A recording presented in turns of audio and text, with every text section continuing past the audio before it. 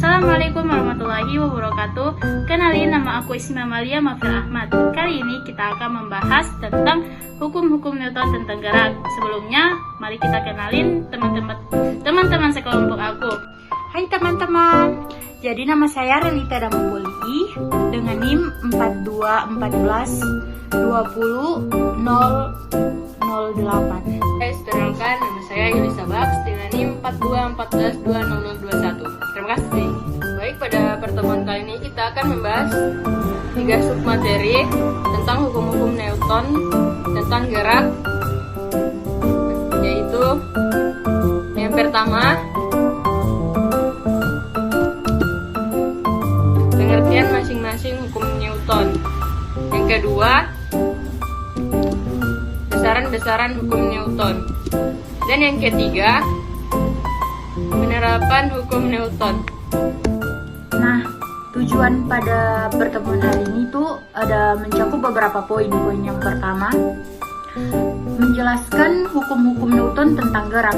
Poin yang kedua, menentukan besaran-besaran fisika dalam hukum Newton.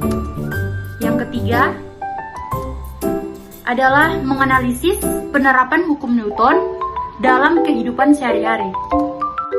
Nah, setelah mengetahui tujuan pembelajaran kali ini, selanjutnya kita masuk ke materi, yaitu hukum Newton tentang gerak. Sebelum masuk ke hukum Newton, kita masuk ke pengertian gerak. Gerak merupakan perubahan kedudukan suatu benda terhadap titik acuan. Titik acuan tersendiri dapat berupa titik awal posisi benda, titik tempat pengamat, atau suatu posisi lain yang dijadikan acuan. Oleh karena itu, gerak bergantung pada titik acuan, maka gerak bersifat relatif.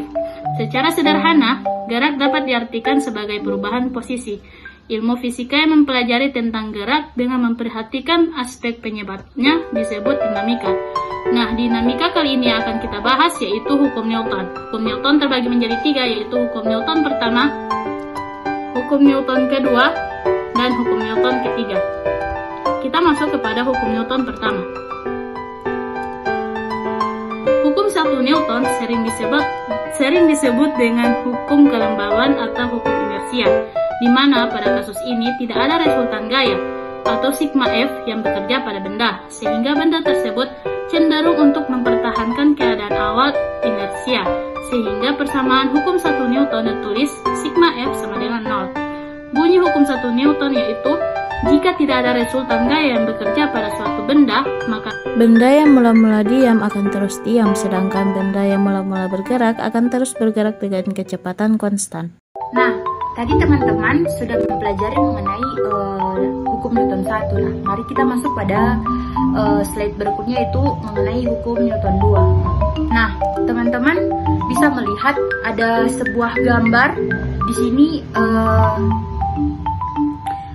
Jika suatu benda diberi gaya F atau resultan gaya sama dengan sigma F, maka akan mempengaruhi besaran-besaran lain dalam fisika, yaitu massa benda atau M, nah, dan percepatan atau disebut A, nah, yang dialami benda. Di mana dari analisa suatu percobaan, persamaannya adalah sigma F sama dengan M dikali A. Nah, seperti bunyi hukum 2 Newton yang berbunyi, percepatan suatu benda yang ditimbulkan oleh gaya berbanding lurus dengan besar gayanya dan berbanding terbalik dengan masanya. Jika tadi sudah mengenal hukum 1 dan hukum 2 Newton, mari kita masuk pada hukum 3 Newton. Di sini ada gambar.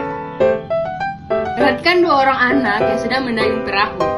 Mereka memberikan gaya ke belakang yang menyebabkan perahu bergerak ke depan karena gaya reaksi yang diberikan oleh air yang berlawanan arah dengan arah dayungan kedua anak tersebut, sehingga persamaannya adalah sigma F aksi sama dengan sigma F reaksi. Setiap ada gaya aksi yang bekerja pada suatu benda, maka akan timbul gaya reaksi yang besarnya sama tetapi arahannya berlawanan. Nah, jadi teman-teman sudah belajar mengenai hukum 1, hukum 2, dan hukum 3 Newton. Nah, selanjutnya kita masuk pada latihan. Nah, tidak lengkap rasanya jika kita tidak melakukan uji coba terhadap materi-materi yang sudah dipelajari sebelumnya. Nah, di sini ada 3 soal esai yang mungkin teman-teman bisa menjawab dengan materi-materi yang sudah dijelaskan pada hukum 1, hukum 2, dan hukum 3 Newton. Nah, pertanyaan pertama, sebuah mobil bermassa 2000 kg bergerak lurus dengan kecepatan 72 km per jam. Nah, mobil direm sehingga berhenti setelah menempuh jarak 50 meter dari saat direm. Nah, tentukan gaya yang bekerja pada mobil tersebut. Oke, pertanyaan kedua. Nah, mobil-mobilan bermassa 2 kg diam di atas lantai licin. Kemudian diberi gaya tertentu dan bergerak dengan percepatan 10 meter per sekon. Berapakah gaya yang diberikan pada mobil-mobilan tersebut? Oke, karena sudah ada 1 dan 2 pertanyaan, maka ada pertanyaan terakhir yaitu pertanyaan yang ketiga. Nah, seekor ikan yang bergerak dengan siripnya juga terjadi gaya aksi dan reaksi. Nah, selamat menjawab teman-teman. Nah, itulah presentasi dari kita. Semoga teman-teman pada paham ya atas materi yang telah kita bawakan. Sekian dari kita. Assalamualaikum warahmatullahi wabarakatuh.